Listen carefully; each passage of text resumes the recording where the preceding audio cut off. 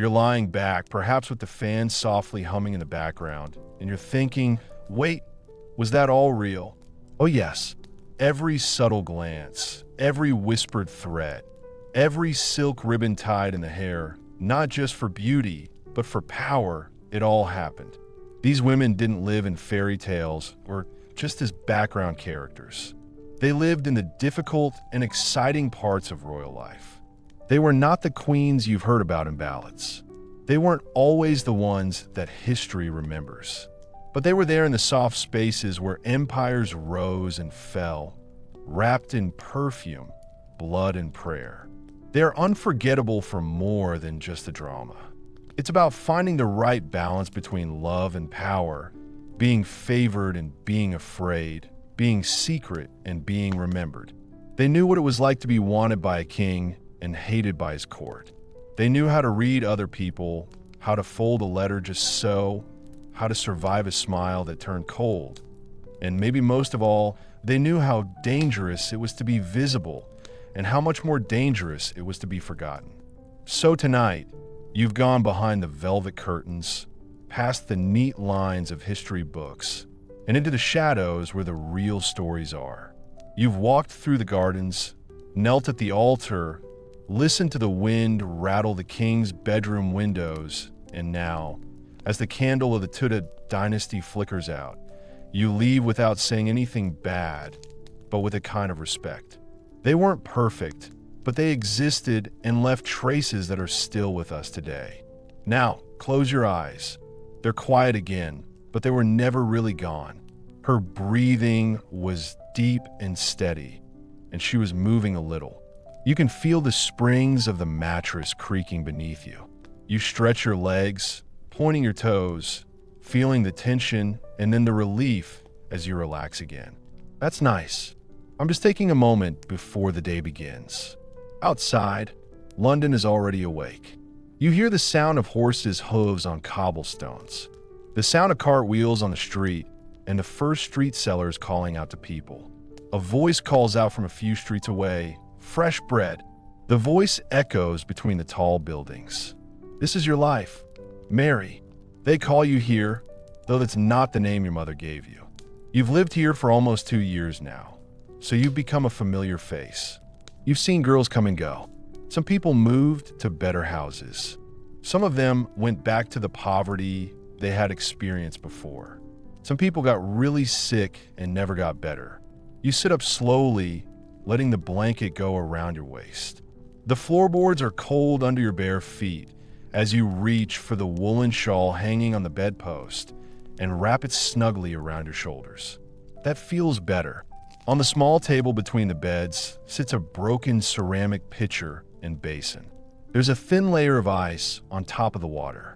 Winter in London is very cold and snowy. You break it with your finger, the cold water stinging your skin before splashing your face. The shock of it wakes you up, and your breath catches for a moment before you start to breathe again. Now, let's talk about how you ended up in this room and in this life, because the story might not be what you'd expect.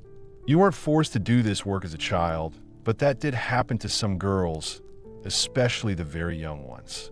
You weren't tricked and left by some rich man who got you pregnant and left you with no money, but that was a common enough story. No, your path was more ordinary and in many ways more typical of how most women ended up in this profession. You were a good seamstress, quick and careful. But there were hundreds of women like you in London and thousands more, all competing for the same badly paid jobs. The British Quarterly once said that factory work was more fun than being an apprentice dressmaker. And they were right. You would work 14, sometimes 16 hours a day, squinting in the dim light. Your fingers might crack and bleed in winter. And for what? You were so hungry you could hardly think straight. You leaned back against the wall, feeling its solid support. Breathe in and out slowly, feeling the tension ease away. That's better. I'm just relaxed now. You remember the moment things changed. It was winter 3 years ago. You hadn't eaten in 2 days. The room you rented had no heating.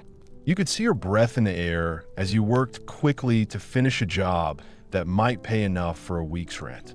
Your fingers were so numb that you kept pricking them with a needle, leaving tiny spots of blood on the fine white linen.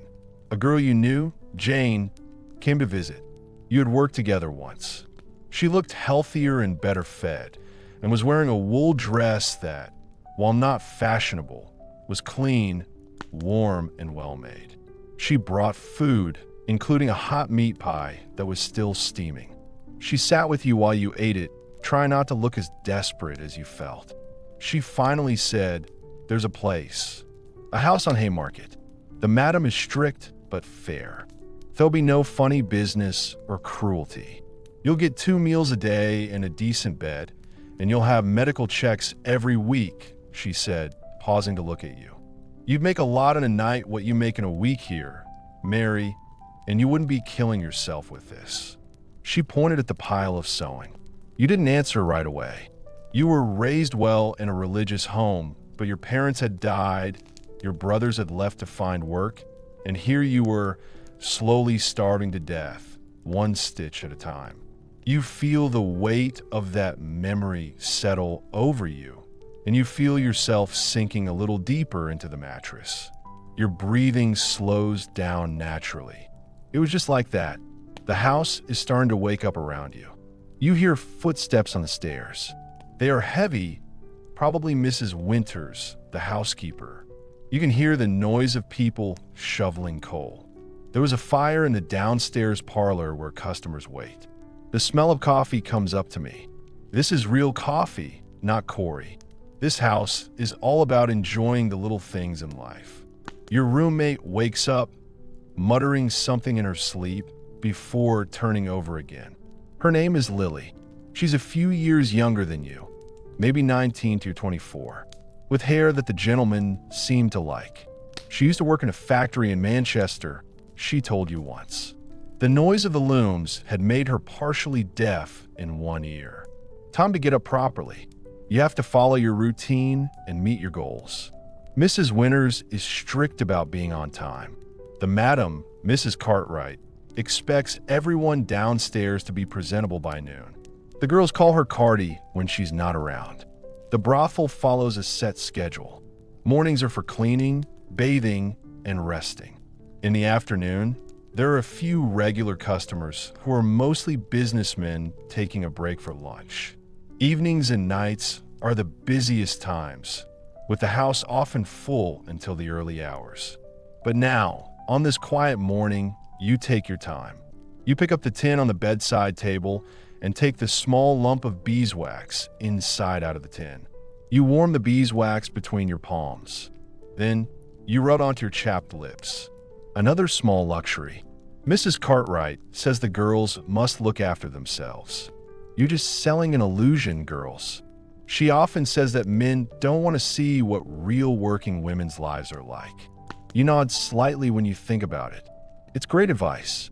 Most of the men who visit are not looking for reality. They want to indulge in fantasy, escape, something different from their respectable wives and homes, something that makes them feel special or powerful or simply seen. Stand up and stretch, reaching your arms up towards the low ceiling, feeling the nice feeling of tension in your muscles.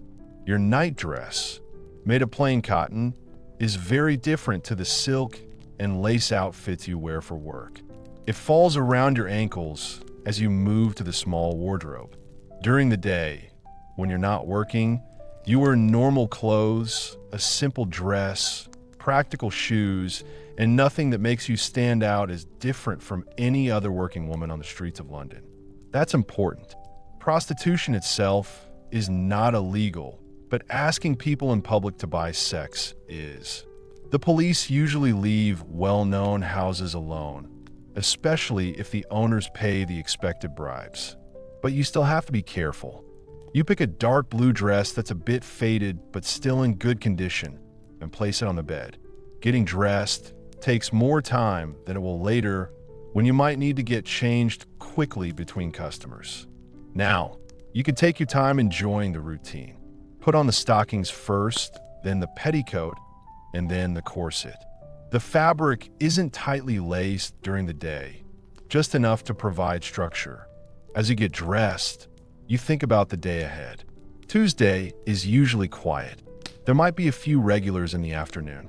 Mr. Phillips, the bank clerk who comes every other week and mostly wants to chat about his stamp collection. Or perhaps the nervous young man who gives his name as Smith and never stays longer than 15 minutes. As the morning goes on, the sounds of London get louder. A group of children run past the window. They are very loud. A dog barks somewhere nearby. A street vendor sings to attract customers. People are angry. People are angry. It's still strange how normal everything seems. This life, this work that society says is the worst for women, happens at the same time as normal life in London. The baker delivers fresh bread to the brothel, just as he does to the respectable boarding house next door. People like the coalman and the iceman come and go, providing the same services to everyone. You sit back down on the edge of the bed and take a moment to breathe. It goes in through your nose and out through your mouth. It's nice and easy. That's it. There's a quiet knock at the door. A voice says, "Hot water, miss." Young Betsy is the maid of all work. She's only 13, which is too young for the house's main business. Mrs. Cartwright took her in when she found her begging on the street, half-starved. Now she helps the housekeeper, runs errands, and sleeps in a small room off the kitchen. She'll probably join the other girls in a few years, but for now she's safe. This is more than can be said for many children on London streets. "Come in, Betsy," you say. The door opens and the girl enters carrying a large jug of steaming water. Her face is clean and her brown hair is done up in a braid. "Good morning, Miss Mary," she says cheerfully, filling your basin with hot water. "I'm going to have a cold today." Mrs. Winters says there might be snow later. "Thank you, Betsy," I say, smiling at her. "Have you had your breakfast yet?" "Yes, Miss Cook made porridge with tea, Ellie. There's coffee in the kitchen and fresh bread too. This is another thing that makes this house better than some.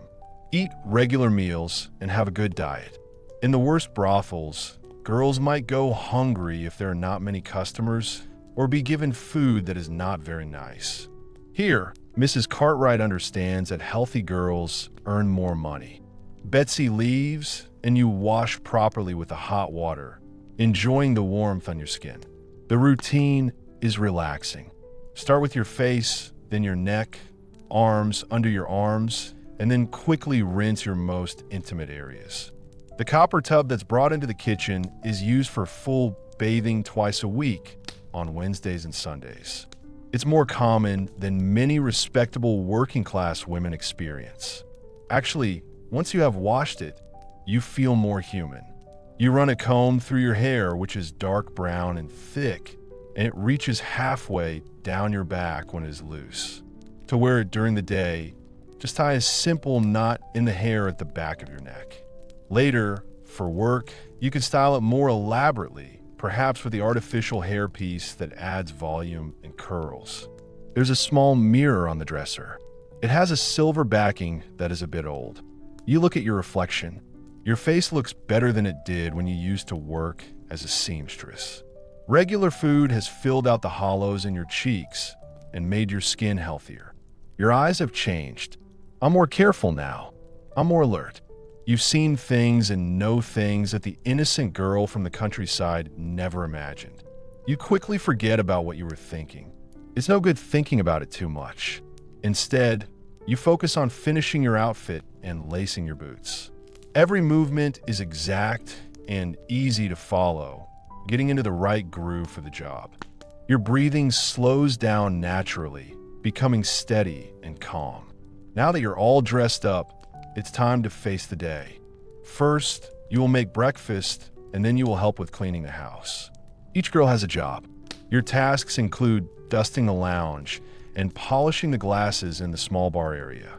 Mrs. Cartwright believes that it is important to keep busy, so even when the girls are not entertaining customers, they have other things to do. Lily finally wakes up properly, sitting up with a yawn. "Good morning," she says, as she pushes her hair away from her face. "What time is it?" "Just after 7, you can tell her." "Is there still plenty of time?" She nods, stretching her arms above her head. "Did you have that dream again?" She says, "The one about the seaside." "Have you ever been to the sea, Mary?" When you say that, I remember a rare family trip to Brighton when I was a child. "I'd like to go someday," Lily says, sounding a bit sad. "They say the air is different there. It's so clean, you can breathe it in." This is a common dream among girls. I'm saving enough money to leave London and start a new life somewhere else. Some people can do it. Most people don't. The money that seems so good compared to other women's work still slips away. Some of the money is spent on accommodation and food, some on clothes and things you need for the job, and some on small luxuries that make life more comfortable. You will tell her, though you're not sure you believe it. Set aside some money each week. Even just a shilling makes a difference, she says. But you both know it's hard to save. There's always something. A toothache that needs to be treated, a dress that is completely torn and can't be fixed, or a friend who urgently needs your help. Life always uses up whatever small amount of extra time you try to save.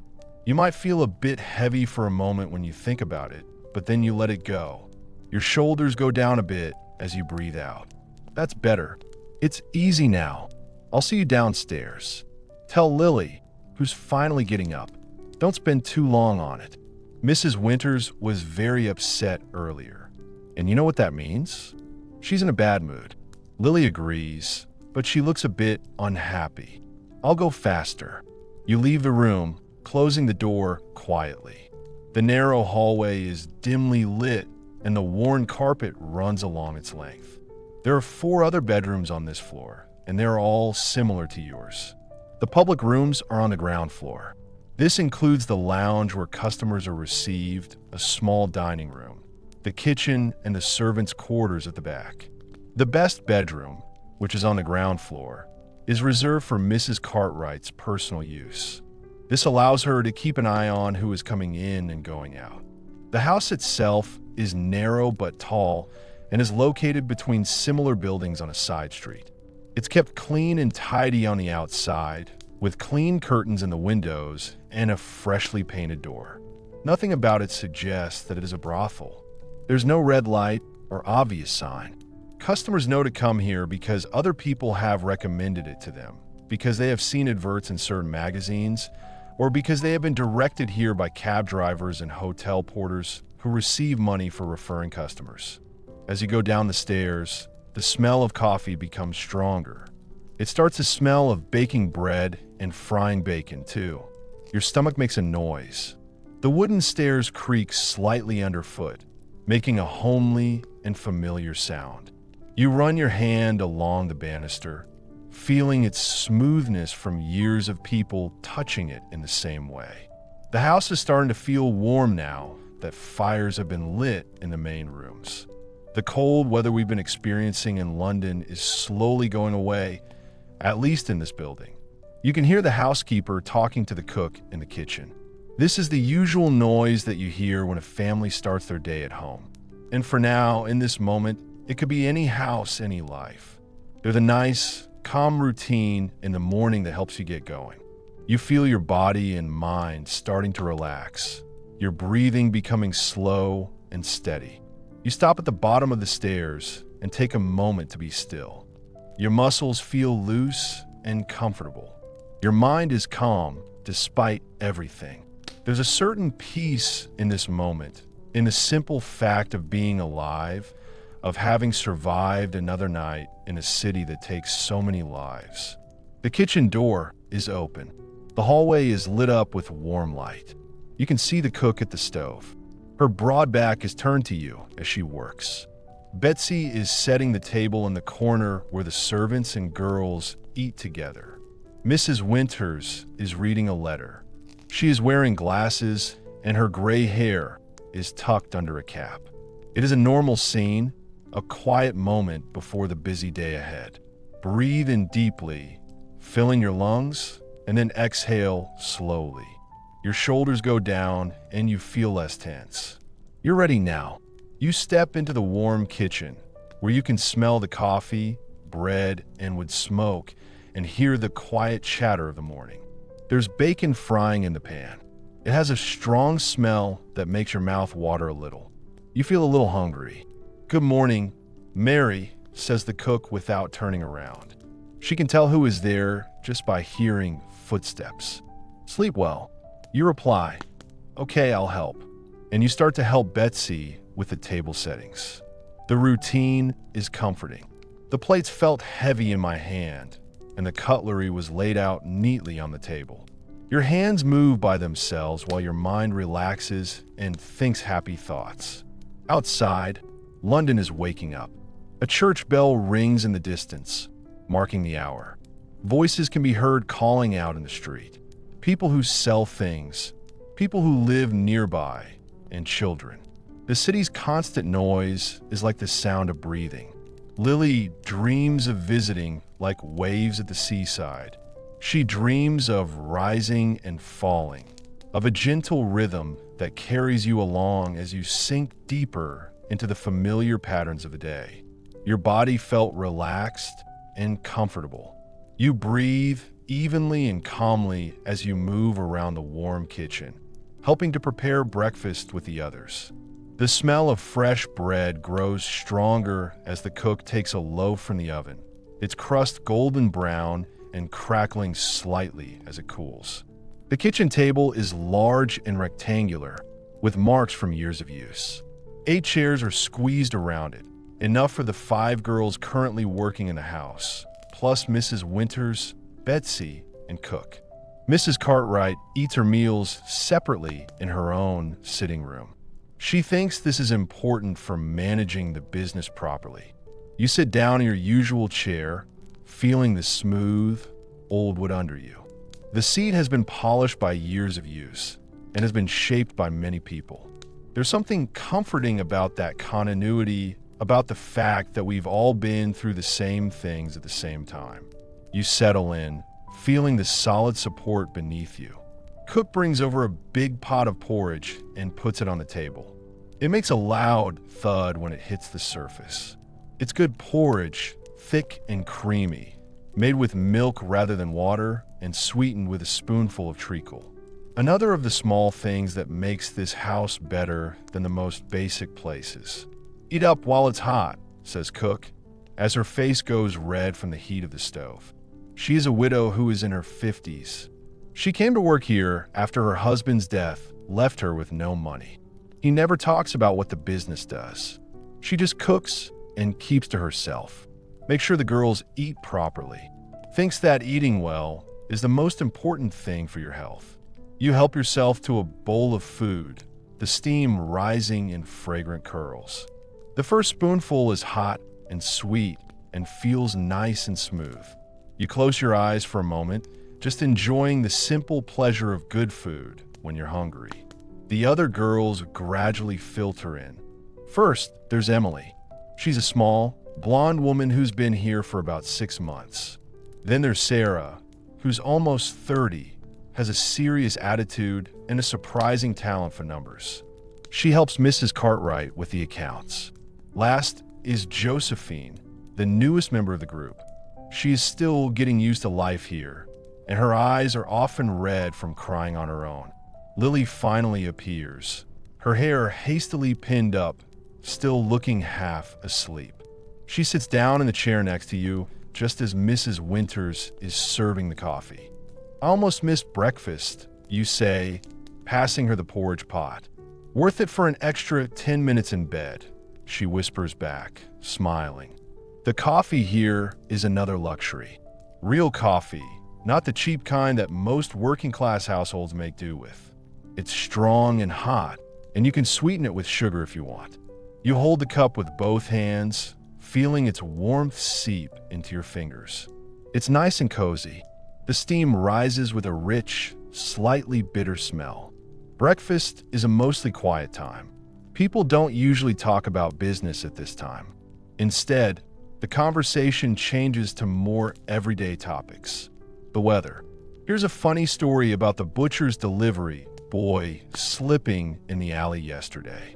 People are wondering if the green grower's wife is pregnant again. It's just normal conversation. Things that happen every day.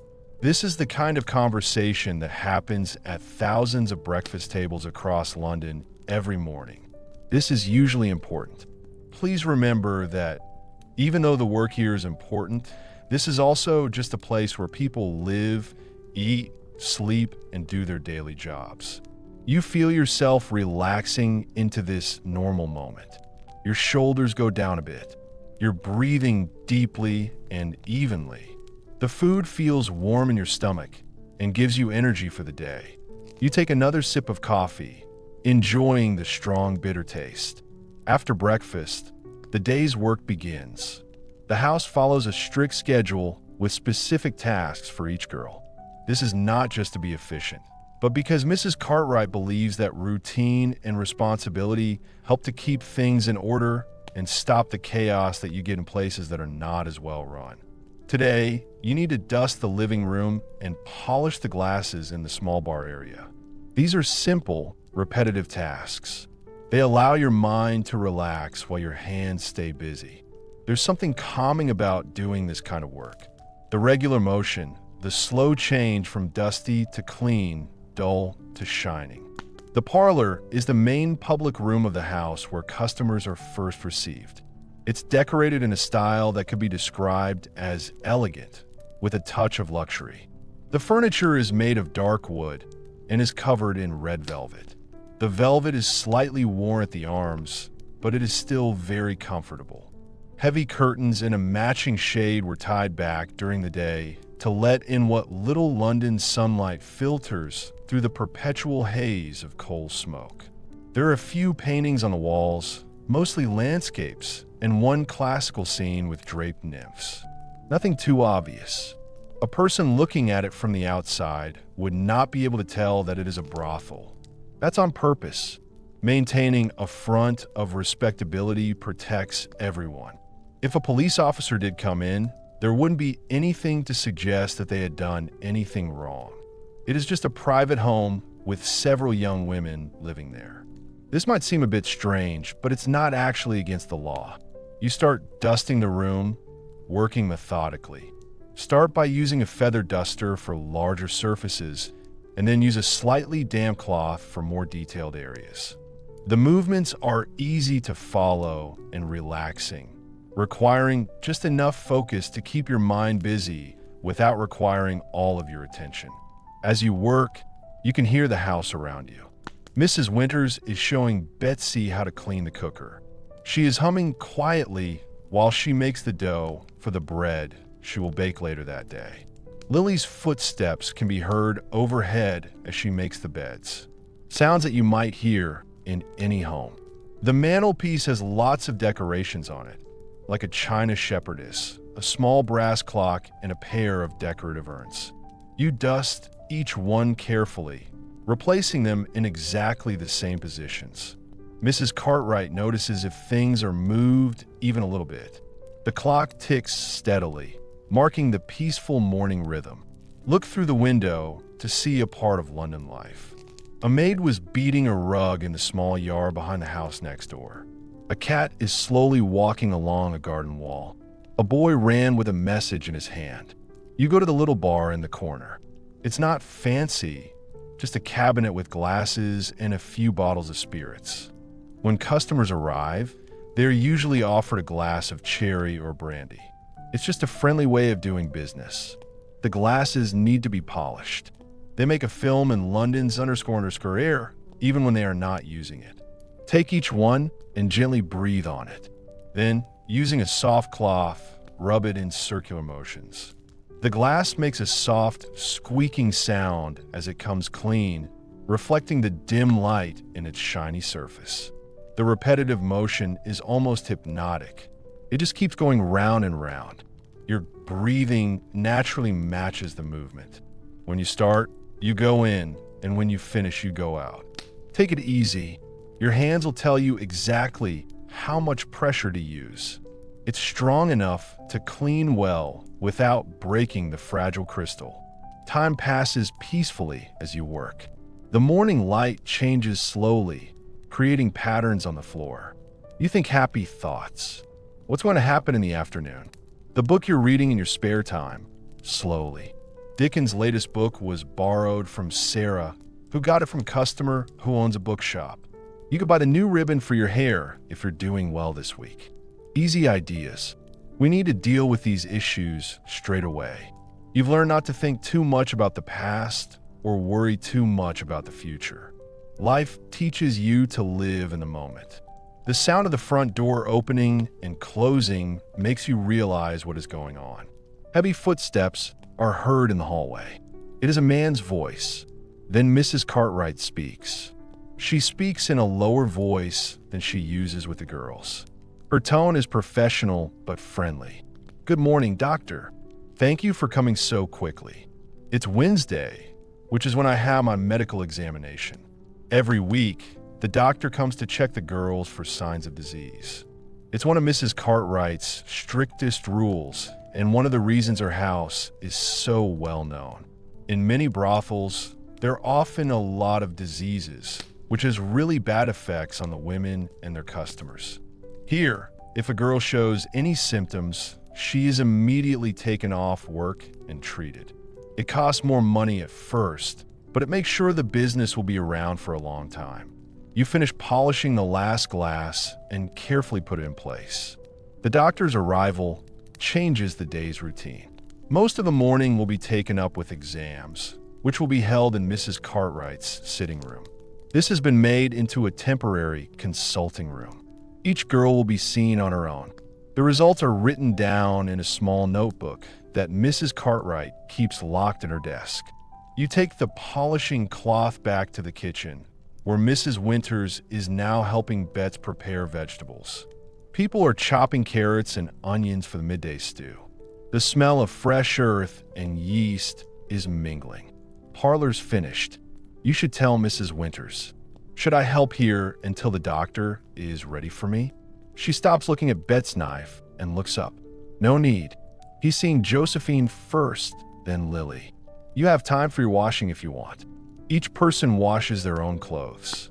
Each girl is responsible for her own personal items.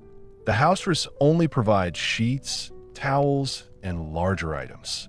You should wash your personal items once a week, usually on a Wednesday before you bathe. This includes the cloths used for monthly courses, undergarments, and stockings.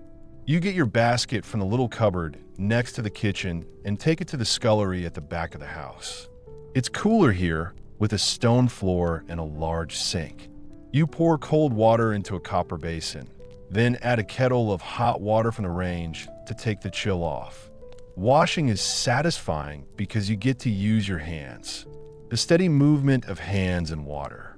From dirty to clean, you work methodically, rubbing soap into the fabric, working it with your fingers, and rinsing thoroughly. The water goes cloudy. Little soap bubbles, all different colors, catching the light. This quiet task is necessary and gives you time to think. Going to the doctor always makes me think. This shows how dangerous this can be. Some diseases can cause a woman's body to become very sick. These diseases can cause pain, disfigurement, and even death. You've seen it happen to others. I have a cough that doesn't go away and actually gets worse over time. Sores that don't heal. The clear signs that a girl will soon leave the house, usually to go to a hospital if she's lucky, or to suffer alone if she's not. So far, you've been lucky. Be careful. Mrs. Cartwright says that we need to be careful with all customers. These methods aren't perfect, but they're better than nothing. We can spot problems early on when they're still easy to treat. But you know, this luck can't last forever. Most women who do this job get sick at some point. It's a risk worth taking because there's a good chance of getting sick if you don't eat, but there's also the chance of starvation if you do get a job. In this one, you wring out the last piece, a cotton swathe, twisting it firmly to remove excess water. When you move your forearms, the muscles in them move too, which feels good because it makes you feel strong and able. Your hands are soft and smooth, despite the harsh soap and water. which is another necessity of the work. Customers don't want to feel rough hands on their skin. You carry the wet laundry out to the small yard behind the kitchen.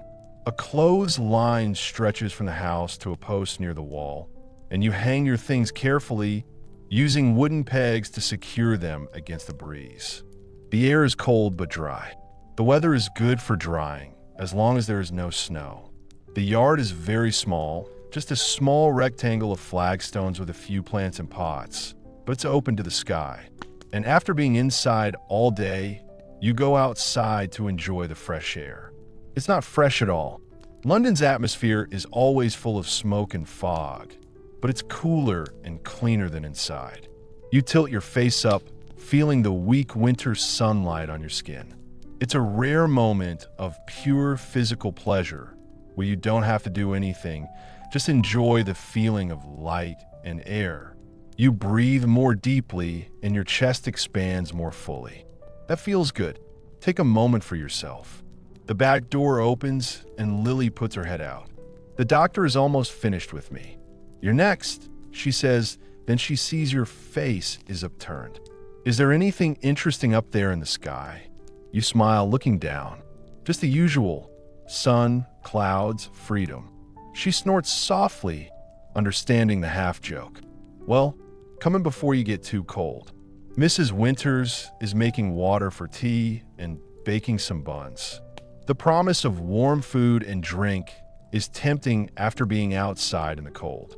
You go into the kitchen with Lily, feeling the heat of the room around you. The difference in temperature makes your skin tingle pleasantly as blood starts to flow again in your cold fingers. The kitchen is the most important room in the house. It's the warmest room, and everyone likes spending time there. Now it's midday. It's busy with food preparation. Cook is standing at the big table, rolling out pastry for a meat pie. Her strong arms had a layer of flour on them, up to the elbows. Mrs. Winter sits in the chair in the corner that she has the right to use and carefully sews a stocking with small, exact stitches. Betsy moves between them, getting things, carrying things, learning by watching and being taught. You accept a cup of tea from Lily and hold it close to your chest. The steam rises, carrying the fragrant, slightly bitter aroma. You blow gently across the water, watching the ripples spread out in circles. There's something calming about that basic physics. In an unpredictable world, we can expect things to happen for a reason. How is it? You ask Lily quietly about the test. She shrugs. It's just like always. Your hands are cold. You have only a few questions, and the instructions are clear. She pauses, then says in a very quiet voice, Josephine wasn't like that, though. I heard Mrs. Cartwright telling her that she's on rest for at least a week. Give medicine 3 times a day. You nod, not surprised. Josephine has looked tired lately with dark shadows under her eyes and a cough. It's nothing serious yet, but it could get worse. It's a warning sign for all of you. A bell rings from the front of the house. Mrs. Cartwright is calling the next girl in for an examination. That's you, Lily says, taking a bite of her sandwich. Don't worry, he's feeling good today. It hasn't been used much at all. You put your tea down, feeling a bit sad. It was just the right temperature for drinking, but the doctor won't be kept waiting. His time is valuable. A number of similar businesses want him to work for them. I'm moving through the house towards Mrs. Cartwright's sitting room. You automatically straighten your dress and smooth your hair. I developed professional habits after 2 years. Look your best, even when you're having a medical examination. The sitting room has been made ready for the doctor's visit. The little desk made of rosewood is empty, with no papers or decorations on it. It is covered with a clean white cloth. The doctor's tools are on the table. These include a stethoscope, small glass bottles of different solutions, a notebook, and a pencil. The comfortable armchair has been moved to make room for a straight-backed wooden chair.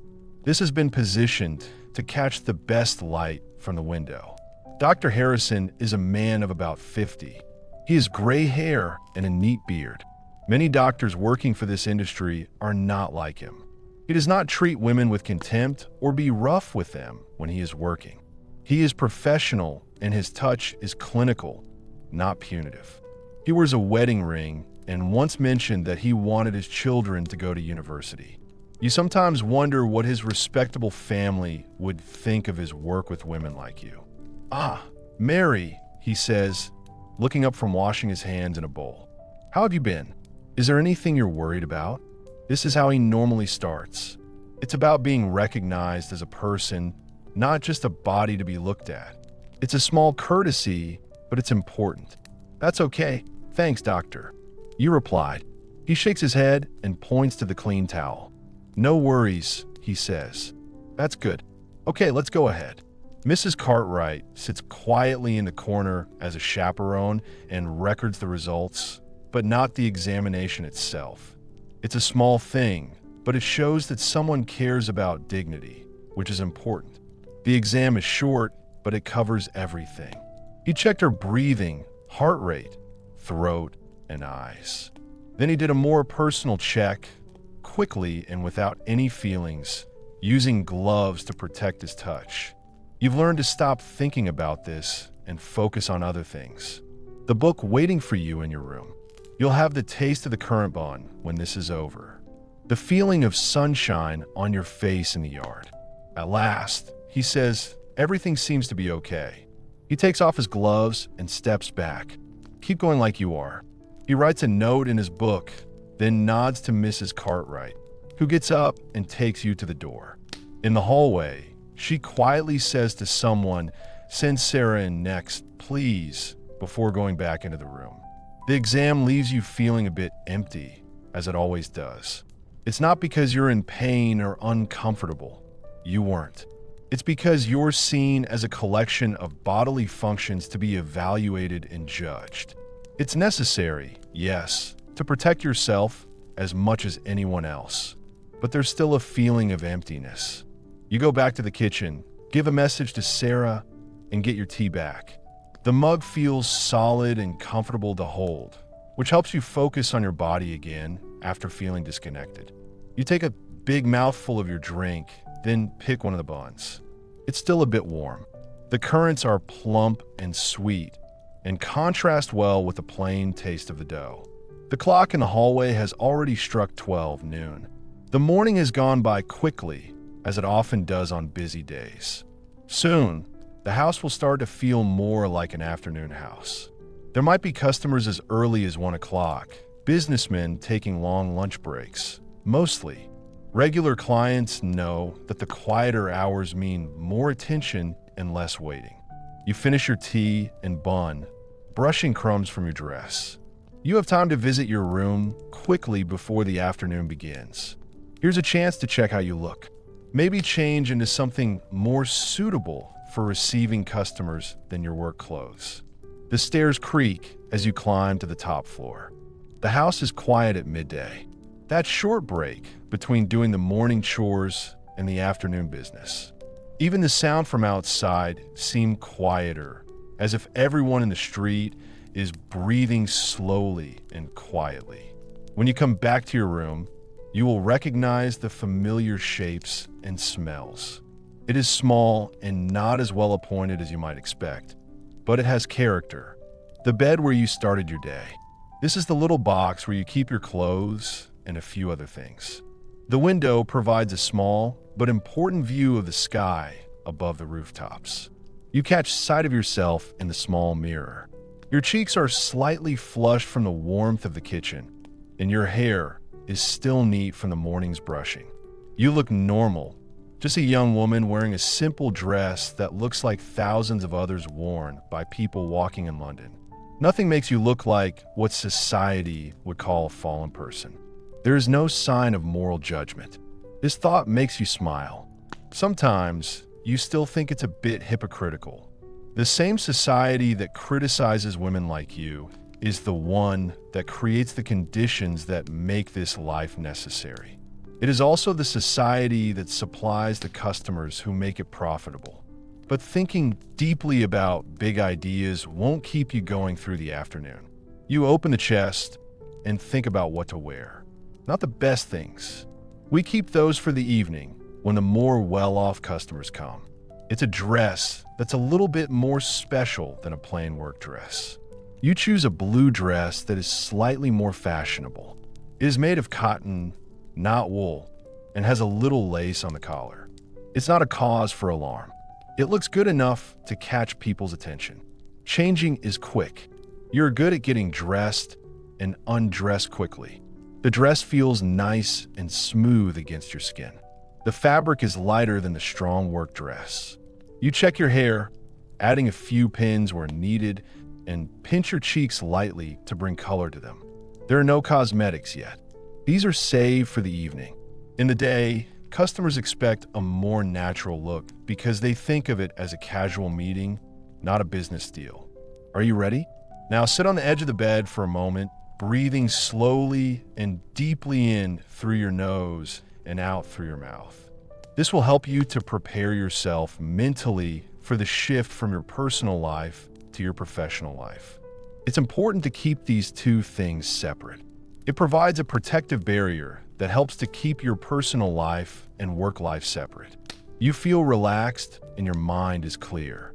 The bed feels comfortable as you sit, and your weight sinks slightly into the mattress. That connection to the real world, the solid reality of objects and sensations, helps you to feel calm and in control. You run your hand over the blanket next to you. It is a little rough. It's a real present. The front door opens and closes downstairs. There are voices in the hallway. Mrs. Cartwright is very welcoming.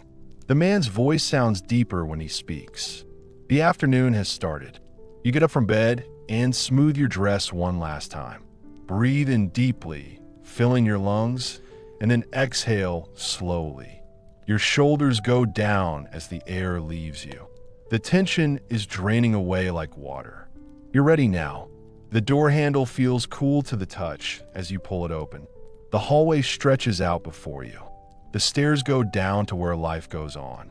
Every step feels like you are moving deliberately. Your breathing is steady and even. Your posture is balanced and controlled. It's that easy and calm. You go through the afternoon, ready for whatever might happen. You start to focus on the present moment.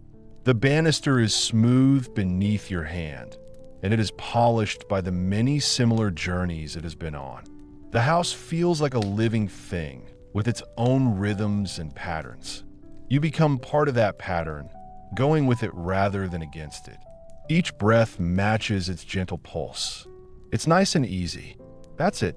Just take it one step at a time as the day goes on. When you get to the bottom of the stairs, you will see that the parlor is already occupied. Mrs. Cartwright is standing near the fireplace. She has one hand resting on the mantelpiece. She is talking to a visitor. The man has his back to you. He looks middle-aged, and his posture suggests he is well-dressed. It's probably a businessman. You stop in the doorway, waiting to be noticed. Mrs. Cartwright looks up and nods slightly. Permission to enter. Ah, and here's Mary now, she says smoothly. Mary, this man was just asking. After spending some time with someone, the visitor turns around. The visitor's face looks like they did when they were around 45. They have gray hair and their skin is weathered from spending time outdoors. He looks a bit uncomfortable, but he's being polite. He's a new customer. Hello, how are you? You say, dropping a small curtsy. Not too deep, just enough to show you're a polite person. Your voice is different now. It's softer and more refined than before. It's the kind of voice you'd expect from a professional. Charles Wilson. He says his name and bows a little. It's probably not his real name. Many customers use aliases, but that doesn't really matter. Would you like something to drink, Mr. Wilson? Mrs. Cartwright points at the small bar you cleaned earlier. Maybe a glass of cherry or a brandy if you like. It's part of the ritual. When someone offers you a drink, it feels more like a social call than a business deal. Most men use the time to check out the women and calm down if they're new to the house. He says that sherry would be very welcome, and Mrs. Cartwright starts to pour it. She moves elegantly and confidently. You take the chance to study him more closely. His clothes are good quality, but they show signs of wear. He's a businessman who's doing okay, but not really well. His hands are slightly rough, but clean and well-groomed. He is someone who works with his hands, even though he is wearing a suit. Maybe a shop assistant or someone who owns a shop and helps with stock. Mrs. Cartwright gives him a glass of amber liquid, then quickly leaves. I'll leave you two to get to know each other. The blue room is available whenever you want it. And with that, she quickly leaves the room, closing the door quietly behind her. Now it's just the two of you standing a few feet apart in the quiet room. The fire crackles gently in the fireplace, casting moving shadows on the walls. Outside, you can hear the quiet sounds of London, like a cart passing, people calling, and the distant sound of train. You gesture towards an armchair by the fire and say, "Please sit down. Make yourself comfortable." He sits on the edge of the seat, looking nervous. Then you take the chair opposite, arranging your skirts with a quick, practiced movement, not too close, giving him space, but not making it obvious that you want him to sit down. The dance has its own steps and rhythm. Are you visiting Mrs. Cartwright's place for the first time? You ask, even though you already know the answer. He takes a sip of cherry before answering. Is it that obvious? You smile just a little. No, I don't think so. I have never had the pleasure of meeting you before, but I know all our regular visitors. This seems to relax him a bit. He leans back slightly in his chair, the stiffness in his shoulders going away. Yes, it's my first time.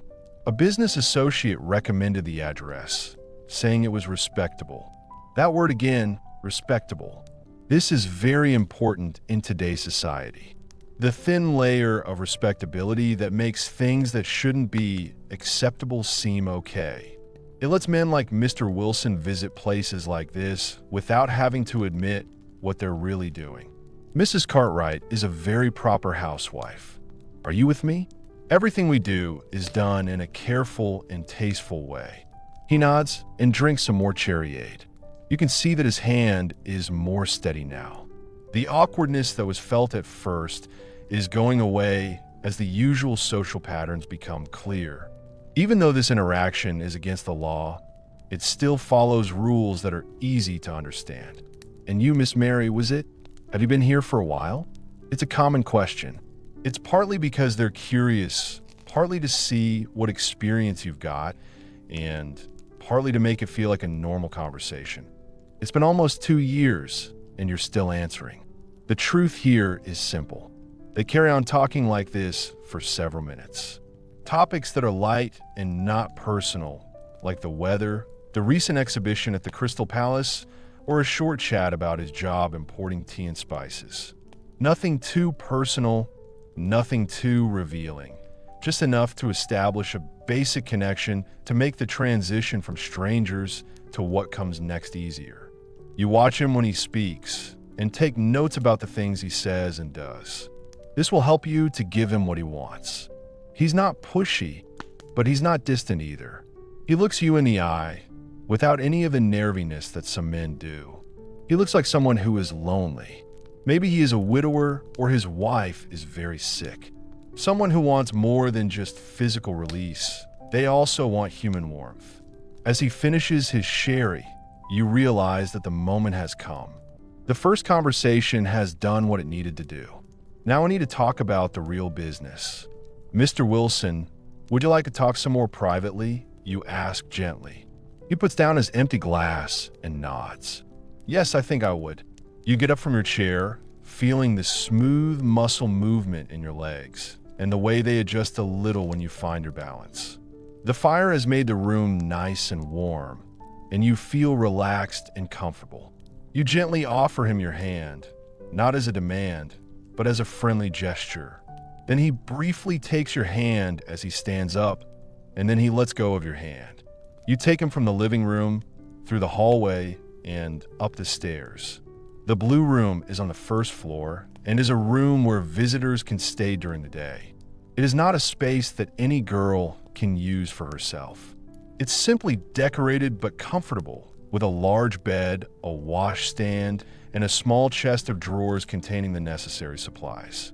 The transaction itself is unremarkable. Mr. Wilson is polite, not rough, and he is grateful for the warmth and attention. He stays for the full hour he's paid for, even though the actual sex lasts only a short part of that time. You spend the rest of the day having a quiet chat with him, with his head resting on your shoulder and your hand gently stroking his hair. This is also part of what he bought, the feeling of being close to someone, like they care about you. When the time is up, Mrs. Cartwright has a clock that chimes in the hallway, so there's no need for awkward reminders. He gets dressed quickly, but not in a rush. He moves with dignity, trying to behave properly even though the situation is very inappropriate. "Thank you," he says as he gets ready to leave. He gives you a little extra tip, just to say thanks. "You have been very kind." "It was my pleasure," you respond. The professional phrase came automatically, but in this case wasn't completely wrong. Mr. Wilson was a good customer. He was considerate, clean, and easy to deal with. In this life, that counts as a good thing. You show him to the stairs, where Mrs. Winters appears as if by magic to take him the rest of the way down. The housekeeper will make sure he leaves without being seen and that no one else comes in. It is important to make it seem like a private and exclusive place. When he's gone, you go back to the blue room. Now we move on to the part of the job that customers never see. The room is being cleaned and made ready for the next person. You take the used sheet off the bed quickly and put it in a bundle for the laundry. From the chest, you take a clean one, shaking it out to get rid of any dirt or dust, then smooth it over the mattress. The pillowcase is changed as well. The second one went into the laundry pile. At the washstand, you clean yourself thoroughly with the cloth and water provided. This is important for keeping clean and for making sure you don't get too close to someone else. Each customer is different, and each interaction is special. There's a special way of doing it that helps keep things in proportion. The used water is put into the slop bucket under the stand. Betsy will empty it later. You refill the basin from the large pitcher, making sure everything is ready for the next use. The towels are made neat, and the soap is put back in its dish. You look in a mirror that is hanging over the chest. Your hair is slightly damp. You fix it by moving your fingers a few times. There's a small wrinkle on your dress where Mr. Wilson held it. You smooth this away with your palm. Your face looks back at you the same as it always did. You still have the same eyes and mouth, but you are the same person. This quiet moment after a customer leaves is oddly peaceful. A break between the acts, a pause between words. You stand there for a moment, feeling the wooden floor, listening to the sound around you, like the clock ticking, the kitchen, and voices from downstairs. Your breathing slows down and becomes steady. It goes in through your nose and out through your mouth. Your shoulders go down a bit as you feel less tense. This is also part of the work. Learning to stop worrying about the past and not let the future worry you. Easy now. That's it. The hallway clock is 3. The afternoon is going well. You gather the pile of used linen and leave the blue room, closing the door behind you. The laundry is taken down the back stairs to the laundry room, where it is added to the pile of clothes that will be taken to the dry cleaners tomorrow. In the kitchen, you find Lily and Emily sitting at the table, sharing a pot of tea. They look up as you enter. Lily asks Wilson, as she pushes a clean cup towards him. "He's new, isn't he?" You nod and pour yourself some tea. "It seems okay. I think it's widower. They are militant." This kind of exchange is common, where information about customers, especially new ones, is shared. It's a mix of gossip and practical advice. If you know what to expect from each visitor, it makes the work easier and safer. "Better than my afternoon, Emily," she says, looking a bit unhappy. Mr. Peterson is talking about his collection of snuff boxes. He talks about it for 45 minutes. Then for 5 minutes he talks about how it smells of lozenges. He's not very good. You smile in sympathy as you sit down with your tea. The wooden seat is sturdy and feels good. At least he's quick about that part. Small mercies. Emily laughs and agrees. This feeling of friendship is one of the unexpected benefits of the life. The women here are united and understand each other, even though the work is competitive. You can speak freely with each other in a way that you couldn't with people outside the group. There is no need to explain, justify, or defend yourself. Just accept the reality you all share. The kitchen is warm and cozy, which is a nice change from the cooler blue room. Cook is getting some vegetables ready for the evening meal. The sound of her knife against the cutting board was like music to my ears. The air is filled with the smell of baking bread. This is the second batch of the day for tonight's dinner. You take a sip of tea, feeling its warmth spread through your chest. It's a good cup of tea, just one of the small things that make life a bit more enjoyable. Mrs. Cartwright understands that well-fed, comfortable girls are more productive and less likely to cause problems. The food here is plain, but there's lots of it. A small comfort is enough to make people loyal. Is anyone else going to this afternoon? You ask, reaching for a piece of the seed cake that is on a plate in the middle of the table. Lily shakes her head. It was a quiet day. Sarah had someone earlier, and Josephine was still resting after what the doctor said. Mrs. Cartwright is in her office dealing with the accounts. It's good to have a quiet afternoon. The real business happens in the evenings anyway, when the regular customers come after their offices close or the occasional gentleman seeks entertainment after an evening at his club. Afternoons are often slower and less predictable. You break off a small piece of the seed cake, enjoying its dense, slightly sweet texture. Cooks can make these simple foods. It's simple, but well made with quality ingredients. The carrot seeds make the food taste different. They make it smell nice and a little spicy. I might go out for a bit, you say after you finish your cake. I need to buy some hairpins and writing paper. Does anyone want something from the shops? You can run small errands when things are quiet. And you should. Mrs. Cartwright thinks that spending time in the fresh air is good for them, and that the girls should be able to see some normal life from time to time. As long as you get back before the evening starts, there's no problem. Lily and Emily both say no to the offer shopping. When you finish your tea, you go upstairs to get your shawl and bag. The small leather purse contains your personal money. Here are some tips from customers. The small weekly money Mrs. Cartwright gives her to spend on anything she needs. It's not a lot, but it's enough for small purchases and the occasional treat. Your shawl is made of wool, dark blue and warm, but a bit plain. You wouldn't stand out as different from any other working woman doing her shopping. You put it on your shoulders and feel how it feels to have it there. The wool is slightly scratchy against your neck, but in a nice way, which makes you feel good. The streets outside are busy with people going about their business during the afternoon. Delivery carts go over the cobblestones. Servants do jobs for their employers. Street vendors call out to sell their things. You join the flow of people. Wear plain clothes and a shawl so that no one knows who you are. No one would guess what you do for a living. You're just another young woman going about your business. There's freedom in being anonymous. These short trips give you the chance to enjoy the simple pleasures of walking at your own pace and choosing your own direction. Your muscles work smoothly as you walk on uneven surfaces. As you breathe in, your breathing gets deeper. The cool air feels nice on your face after being inside all day.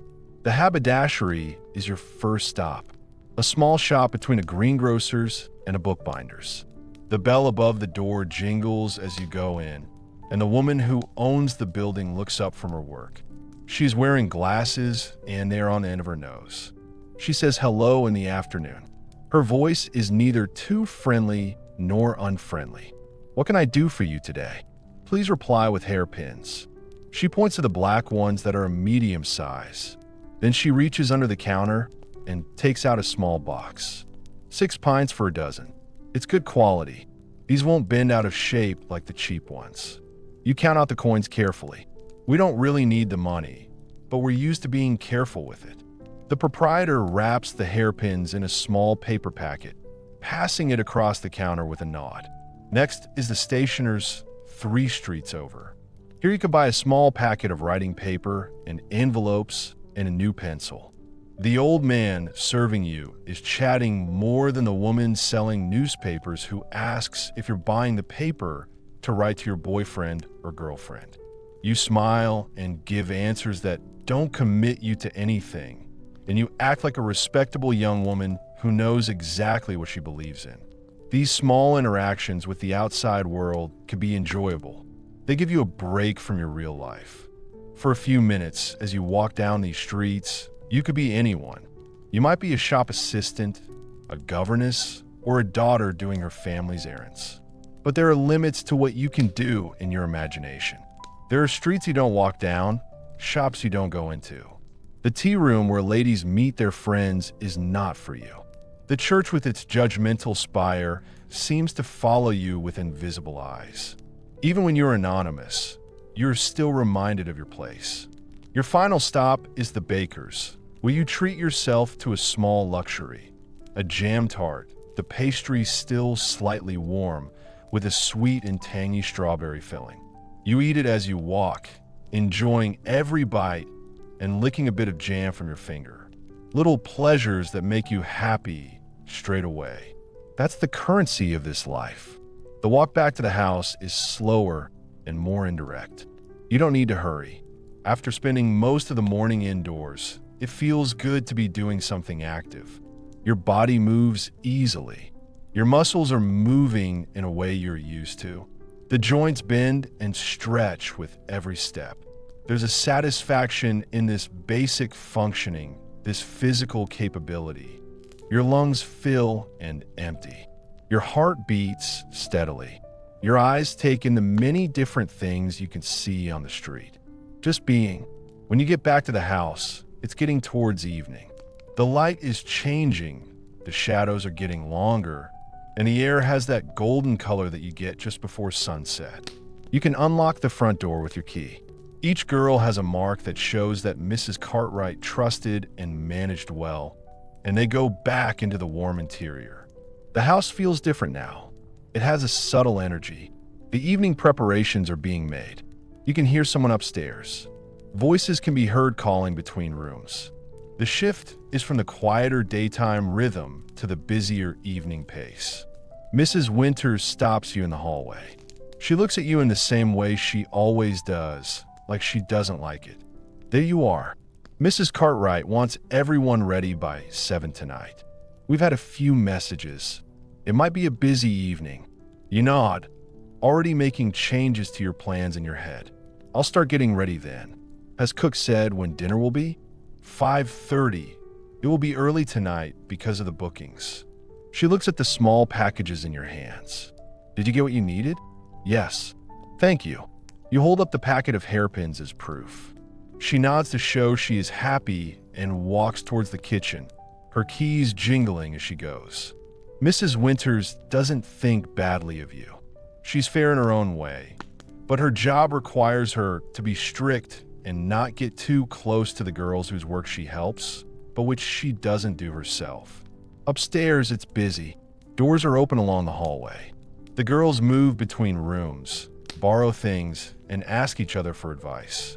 Evening preparation is both individual and communal. Every woman is responsible for her own appearance, but they all help each other with parts of it that are difficult to manage on their own. In your room, you find Lily already half-dressed in her evening clothes, struggling with the buttons down the back of her green silk dress. You put your purchases down and move to help her. Your fingers move quickly as you press the small buttons on her clothes. "Thank you," she says, feeling relieved. "I thought I'd get a head start, since Mrs. Winters said it might be busy." "Good idea." When you finish the last button, take a step back to see how it looks. The green color suits you. It makes your eyes stand out. She looks at herself in the mirror. Her hair is already done in a fancy style, with extra hair added to make it look fuller. What do you think of that? Not too shabby, is it? No, I don't think so. It looks elegant, but you can't miss it. Perfect. This exchange of compliments and reassurance is another part of the preparation ritual. The evening clothes are a costume of sorts. Everyone will be wearing the same clothes for their role later on. These clothes will be more fancy than what people usually wear during the day, and they will show more of the body, but they will not be too rude to the viewer. Mrs. Cartwright doesn't like the flashy styles worn in low-class places. There's no need for bright reds or too much makeup. Lily leaves to get ready somewhere else, and you start a change. First, I washed it more thoroughly than I had done after Mr. Wilson. The water in the basin is cold now, but it feels refreshing as you splash it over your face and neck. Then, use a cloth on the rest of your body. The cold makes little bumps appear on your skin, which feels nice and alive. Take your own evening clothes from the chest. A dress made of deep blue silk, slightly faded but still very stylish. The color suits your dark hair and eyes. The cut is flattering for your figure, and it's not too sexy. It's one of 3 such dresses you own. Turn them carefully to make them last longer. Good clothes are an important part of this job. They attract a better class of customer. Ask for more money. Dressing is a methodical process. Start with fresh undergarments. Think of the smooth cotton shirts and drawers that feel like a small luxury, very different from the rough fabrics of your seamstress days. Then you can fasten the corset at the front, turn it around, and tighten the laces. Not too tight. You need to be able to breathe comfortably and move easily, but not so much that you make the fashionable silhouette. The petticoats come next, adding volume to the skirt of the blue dress, which is the last item, and sits on top of everything else like the final layer of complicated cake. The process of creating this image is satisfying. The physical sensations ground you. The corset is tied around your waist, the petticoats are swishing against your legs, and the silk is smooth and cool against your arms. Now it's time for the hair. You untangle the easy-to-make daytime knot and brush out the dark waves until they shine. The hairpins that have just been bought are used right away to make a more complicated arrangement. It's not as complicated as a hairstyle made by a hairdresser, but it's tidy and looks nice with soft curls around your face and the hair at the back of your head tied up. A little bit of makeup completes the change. Nothing obvious. Mrs. Cartwright wants a natural look. Just a little bit of rice powder to make your skin look smooth. A little bit of red on the cheeks and lips, mixed well to make sure it doesn't look fake. The effect is small but noticeable. It makes your natural features look a little better. It leaves your skin looking and feeling fresh and healthy. The final touch is scent. It's not a strong perfume, but a light lavender water that you can put on your pulse points, wrists behind your ears, and the hollow of your throat. The smell gets stronger as your body warms up, and it's a nice, clean smell that hides any smells from the day. You look at yourself in the mirror to see how you look. She has changed completely from being a normal working woman to looking more elegant and attractive. Not a lady exactly. That story wouldn't be believable. But a woman who is attractive and charming. Someone worth spending time with and paying for. It is 5:30 p.m. You go downstairs, the silk dress making a soft noise with each step. The extra weight of your evening clothes changes your posture and movement, making you sit up straight and walk more slowly. The physical difference makes the mental shift from personal to professional. Dinner is served in the dining room instead of the kitchen. Another difference between day and evening routines. The table is set simply but properly with clean linen and decent cutlery. Mrs. Cartwright joins the girls for this meal, sitting at the head of the table in her own dark purple silk evening dress. She makes the occasion feel more special and shows that she has high standards. The food is plain, but there's lots of it. A big stew with beef and lots of vegetables, fresh bread straight from the oven, and a rice pudding with raisins for dessert. This filling food will give you energy for the rest of the day. Wine is also served, a glass each, enough to feel warm but not too drunk. Everyone is able to join in the conversation. The meal is a time for everyone to get together before everyone does their own thing in the evening. You sit between Sarah and Emily, with Lily sitting across from you. Josephine is not here because she is still resting as the doctor said she should. I heard Mr. Henderson might come tonight, Emily says, breaking off a piece of bread. I haven't seen him for weeks. Sarah nods, taking a mouthful of beef with her fork. I'm going to Glasgow for work. Apparently, his usual night out would have been last Thursday. People keep sharing information during the meal. Who might visit? Who hasn't been here? Which regular customers might be expected? It's partly about professional preparation and partly about the usual gossip you hear anywhere. The men you serve become characters in a shared story with their habits and preferences and things you all know. Mrs. Cartwright listens more than she speaks and sometimes corrects a detail or adds information the girls don't have. Her role is complicated. A boss is someone who protects their employees, sometimes even disciplining them or mentoring them. She keeps a certain distance, but she's not cruel. Don't be too hard on them. As dinner ends, she speaks to everyone at the table. As Mrs. Winters may have said, we have a number of definite bookings for tonight and probably more casual visitors. Mr. Harrington has specifically requested Emily. Mr. Lawrence and Mr. Benson are expected around 8. Anyone who is free can come along. There may be others. Some of the messages suggested that they might be able to visit. She stops, looking around the table. I expect everyone to behave as they usually do. The most important thing is the quality of the service we provide, not how much we can do. This short speech is a reminder and an encouragement. The meaning behind the words is obvious. A busy night means everyone makes good money, but we shouldn't let standards drop just to make as much money as possible. This is what makes this house different from many others. This balance between business and certain principles. Betsy and Cook clear the plates. This signals the end of the part of the evening where everyone eats together.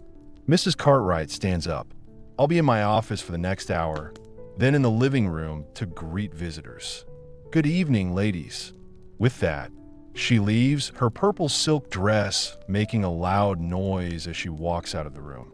The girls stay at the table for a few more minutes, finishing their wine, enjoying this last bit of freedom before they start work. You drink the last of your wine, enjoying the taste of fruit as it goes down your throat. You feel relaxed, full, and ready for the day ahead. The chair supports you comfortably. The dining room is warm and welcoming. This quiet time before the evening's activity is peaceful. You are breathing deeply and evenly. Your mind is calm and focused. Just this moment, just this experience, that's all. Slowly, the girls go back to their rooms to get ready. They go to the living room to arrange things neatly, then to the kitchen for a last cup of tea before the night starts.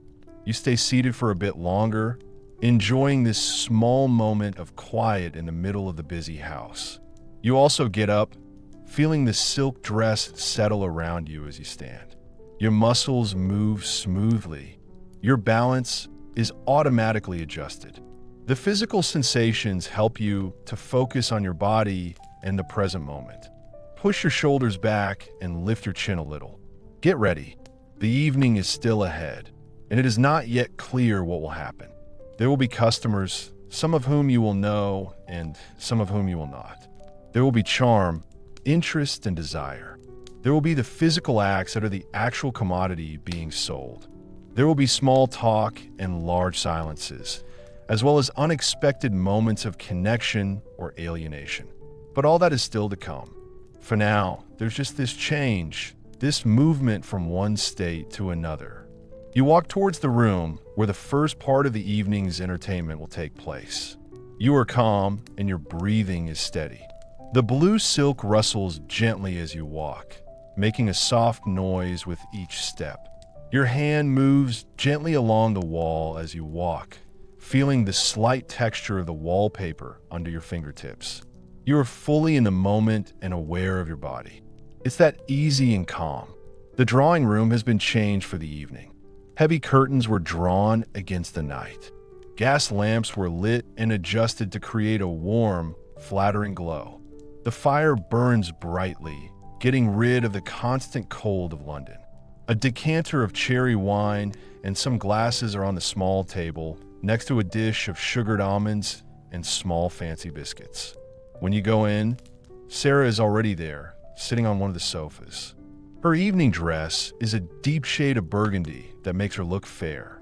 Her blonde hair is arranged in a sophisticated style with small pearl pins. She looks up as you join her. "You look well," she says, looking at you like she's an expert.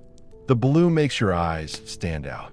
"Thank you for your reply," you say, sitting down on one of the armchairs. The seats are a bit worn, but still comfortable.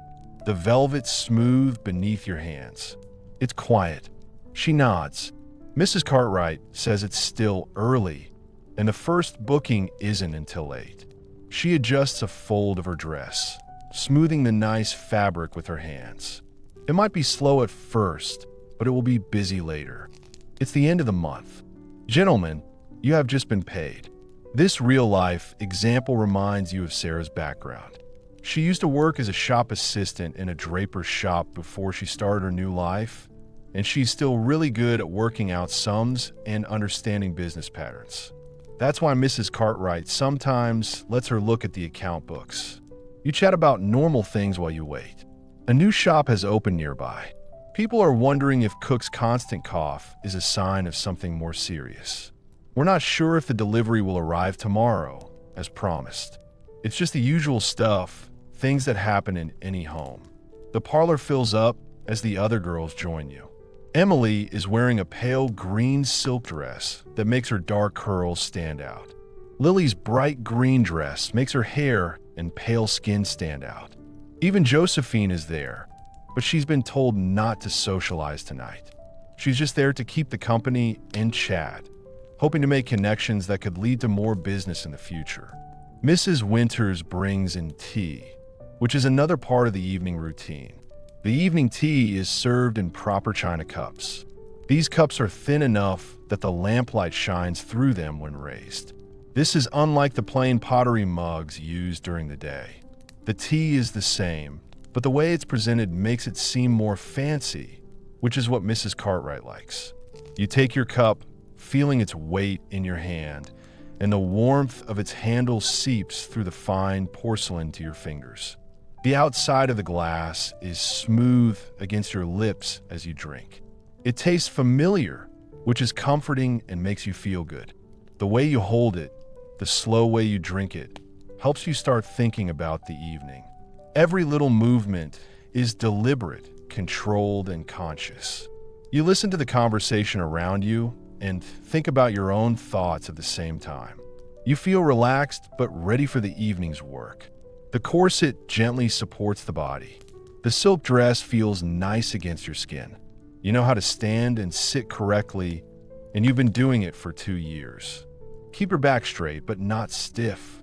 Stand up straight and lift your chin a little. The clock on the hallway wall is 8. You can hear it ringing. At the same time, there's a knock at the front door. The first customer of the evening arrives. Mrs. Cartwright appears in the doorway of the parlor. Her purple silk dress makes a loud noise as she moves. "Emily, Mr. Harrington has arrived. He specifically asked for you." Emily puts her teacup down, nods her head slightly, stands up smoothly, and follows Mrs. Cartwright. The transaction will take place in the madam's private office. Money changed hands, special requests noted, limits set. Then Emily will take Mr. Harrington upstairs to her room, not the blue room used during the day by clients, but her own personal space prepared for evening clients with fresh sheets and other luxury touches. A small vase of flowers, a bottle of cologne, and maybe a few drops of scented oil in the lamp to perfume the air gently. The other women carry on talking quietly, but there's a change in the atmosphere. The evening has officially begun. The door might knock again at any moment. It could be another customer, or it could be another assignment. Sure enough, just 10 minutes later, there's another knock. This time it's Sarah's turn. Mr. Lawrence is a regular client. He visits every other Tuesday and is always on time. Lily leans towards you after Sarah leaves, speaking quietly. I heard from Cook that a new man is expected tonight. He is said to be quite wealthy and from the banking industry. Mrs. Cartwright was very particular about making sure the best sherry was used. This kind of information is really useful. It helps you know what to expect and prepare the right approach. Different customers want different things, and it's not just about the physical act. Some people want to talk, some want sympathy, some want admiration. It's important to understand what each man really wants, even if it isn't obvious. You ask quietly, "Did she say anything else about him?" Lily shakes her head. He's new to the house, but someone Mrs. Cartwright trusts recommended him. The conversation is interrupted by another knock. This time, it's your name that Mrs. Cartwright calls. You put down your cup of tea, smooth your skirts, and stand up with a smooth, elegant movement. Your muscles move smoothly, and you move deliberately. As you go to the door, you notice your skirts are moving a little and the silk is touching your petticoats. Each step feels stable and balanced. In the hallway, Mrs. Cartwright is with a man you don't know. He's tall, maybe in his late 30s, and he looks well off. He also has a confident posture, like he's used to being in charge. His clothes are excellent quality, not flashy, but made to a high standard that shows he has a lot of money. "Mary, this is Mr. Hamilton," Mrs. Cartwright says in a friendly way. "Mr. Hamilton, I'd like you to meet Mary. She's one of our most accomplished young ladies." You curtsy a little and hold out your hand, smiling. "It was a pleasure to meet you, Mr. Hamilton." He briefly takes your hand, his grip firm but not aggressive. His gray, sharp eyes look at you in a way that shows he likes you, but without making it obvious. "I'm sure I'm the one who should feel the pleasure." Mrs. Cartwright makes a small gesture toward her office. "Mr. Hamilton, if you could just step this way for a moment, we could discuss the business details." "Mary, why don't you wait in the living room?" This is standard procedure. The girls are never told about the money, so they think it's just a social event and not a business transaction. You nod and go back to the living room while they go into the office. Lily raises an eyebrow when you come back in. "The new one?" "Yes," you confirm, and then you sit back down. He seems like a respectable person. "Would you rather work in banking or law?" "I'd guess from the clothes and manner." She nods, understanding the implicit evaluation. Different types of men need different approaches.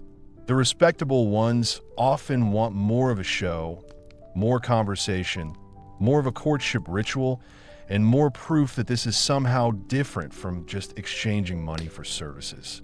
A few minutes later, Mrs. Cartwright comes back to the living room with Mr. Hamilton. "Mary, could you show Mr. Hamilton to his room? I think you'll find you have a lot in common to talk about." This is her way of explaining the specific requirements. The fact that the emphasis is on discuss suggests that he is paid for both conversation and physical service. This is not unusual among customers who have more education. You get up again and move towards him, smiling warmly.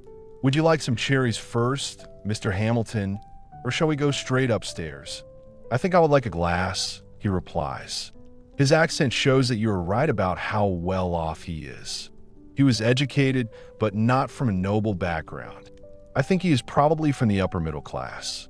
You pour 2 small glasses from the bottle, handing one to him with a smooth movement that lets your fingers touch his. A small, planned closeness that creates the first physical link. He smiles slightly and keeps eye contact for a moment, which shows that he is fine with that. They start with easy topics: the unseasonably cold weather, a recent concert at the Albert Hall that he went to, and a neutral comment about the increasing traffic in London streets. You listen carefully, giving just enough information to be interesting without challenging his self-image as the more knowledgeable and informed person. It's a familiar dance, this conversation, leading without seeming to lead, creating a space where he can feel interesting and appreciated. Your body language makes it seem like you are. Move your head and shoulders slightly forward to show that you are interested. Look the person in the eye. Give small smiles when the right time. It's all been calculated. They were all practiced, but they also looked natural because they were done with enough attention. When his glass is empty, you put your own down, even though it's still half full. You don't drink much while you're working, and you stand up. Shall we talk somewhere more comfortable, Mr. Hamilton? He nods and stands up too. Go first, my dear. Your room is on the second floor at the back of the house. It's small, but the layout is done on purpose to make it feel cozy and friendly. The bed, which is bigger and more fancy than the one you actually sleep in, takes up most of the room. It is made up with clean linen and several pillows. There's a small fireplace with a fire in it. This is enough to warm the room and take the chill from the air. The washstand has a fresh pitcher of water, clean towels, and a bar of good soap. There's a screen in the corner, which provides some privacy when getting undressed. The gas lamp is turned low, creating a gentle, flattering light that hides imperfections and makes the room feel warm and cozy. A small vase of hothouse flowers, which Mrs. Cartwright thinks are worth the money for her evening clients. It adds a touch of color and scent. Mr. Hamilton looks around and seems happy. He says she is charming. Thank you. You reply, closing the door softly. Please make yourself comfortable. This is what normally happens in these situations. They're talking more and getting more personal. The way they slowly start to touch each other, and the way they make clear but unspoken agreements about what they will and won't do. The performance was physically skilled and enthusiastic. Mr. Hamilton is a thoughtful partner. He is not rough or demanding. He wants both of them to be happy, even though they are just having sex. When it's over, he doesn't immediately leave, but stays with you, an arm across your waist as you lie next to him in the messy bed. After a while, he says, "You're very good at what you do."